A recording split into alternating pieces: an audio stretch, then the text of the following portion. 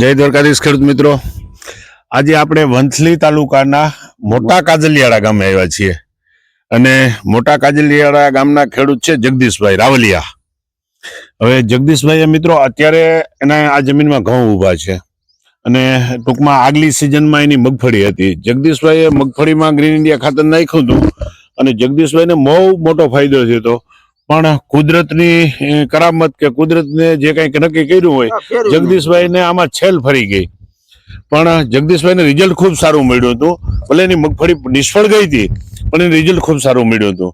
એટલે જગદીશભાઈને થોડો વિશ્વાસ બેઠો, કારણ કે જગદીશભાઈ અગાઉ ગ્રીન ઇન્ડિયા તો ગે વર્ષેથી ચાલુ કર્યું. અગાઉ તો રાસાયણિક દવા અને રાસાયણિક ખાતર વાપરતા હતા. પણ જગદીશભાઈને એમ થયું કે ગ્રીન ઇન્ડિયામાં કંઈક દમ છે, એટલે જગદીશભાઈએ ગ્રીન ઇન્ડિયા વાપરવું ચાલુ કર્યું છે.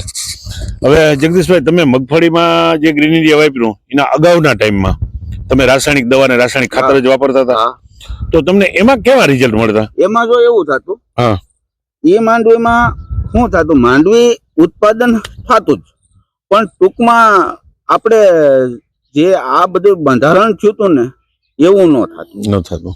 બરોબર ને? કે મારે ખાંડી થી તો આ જીતાભાઈ ની એરિયા કોઈ દી ઓછી રહી જ નથી. બરાબર છે, બરોબર છે. પણ ટૂંકમાં આજ પેલે તો શું થયું હતું કે સેલ અનલોડ પાણી આવતા છે ને એક પર આ બધું ફેરવી નાખી દે ને એક પર જ સાઈડ છોટી દે.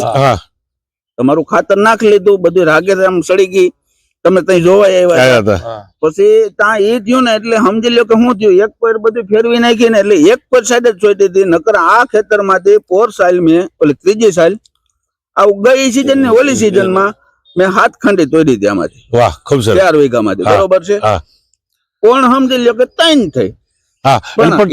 એ તો તમને પાણીની રેલ ના હિસાબે ખૂબ નુકસાની આવી. પછી બીજા નંબરમાં આ ખાતરમાં શું ફાયદો થાય છે, એક તો જે આપણે આ બેક્ટેરિયા સાટે ને એના કરતા આમાં મેં એ રિઝલ્ટ જોયું છે. અને પોષણ મળતું હોય કે જે જાતું હોય, હું આમ અનુભવ બીજો કઈ નથી કર્યો, પણ મને નજરે જોઈએ આપણે બોલીએ કહું છું. આમાં અણહોલિયા છે ને, અણહોલિયા નું ખાતર આપણે નાખીને અણહોલિયું દુનિયા નું હાલે મરે. અણહોલિયું મતલબ હરપોલિયું, અળસિયા. હા, આ તો ભાષા ફરે હોય, બાર ગાવે બોલી બદલે એટલે થોડી ઘણી ભાષા ફેરવો એટલે તમે અણહોલિયા ગયો, પણ ટૂંકમાં સરપોલિયા બહુ થાય.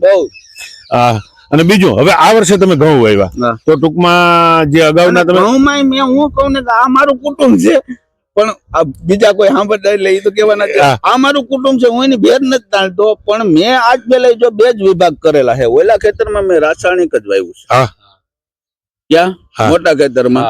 આ 2 ખેતરમાં જ મેં આ ખાતર ગ્રીન ઇન્ડિયા ખાતર વાવ્યું છે.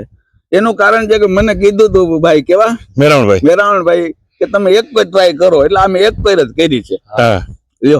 પણ હવે એક ફેર ટ્રાય કરી છે, પણ હવે તમે કોઈ દી ગ્રીન ઇન્ડિયા સિવાય વાપરવાના નથી, મને ખબર છે. આ વાત તો મેં શું કીધી. તો દરેક ખેડૂત મિત્રોને મારી ખાસ વિનંતી, તમે જગદીશભાઈએ જે કઈ વાતચીત કરી તમે સાંભળી, અને ગ્રીન ઇન્ડિયાના કેટલા સારા રિઝલ્ટ છે, તો દરેક ખેડૂત મિત્રો ગ્રીન ઇન્ડિયા ખાતર અપનાવો. અને ઘઉં આવશે ને હજી મહિના દિના નથી છે, બહુ પણ તમારા ઘઉં એકદમ નિર્વા છે. જીતાભાઈ, હવે મિત્રો બીજું, તમારે કાજલિયાળા છે, વંથલી છે, આસપાસના વિસ્તારના ગામોમાં જો કોઈને ગ્રીન ઇન્ડિયા ખાતર મેળવવું હોય તો અમારા ડીલર છે જીતુભાઈ ટાંક. હવે જીતુભાઈ, તમારો મોબાઈલ નંબર બોલો. 97 233 70 68. મિત્રો, વંથલી વિસ્તાર છે, કાજલિયાળા, પછી આસપાસના વંથલીની આસપાસના ગામડામાં કોઈ પણ ખેડૂતને ખાતર મેળવવું હોય તો જીતુભાઈનો કોન્ટેક્ટ કરજો. અને ગ્રીન ઇન્ડિયા બાબતનો હજી ટૂંકમાં 5-15 મહિનાથી પછી આ પાકની શું ફળદ્રુપતા આવે છે અને શું ખેડૂતને ફાયદા મળે છે, એ ખેડૂતનો તમે અભિપ્રાય લેજો. જગદીશભાઈને એમાં નંબર આપશું.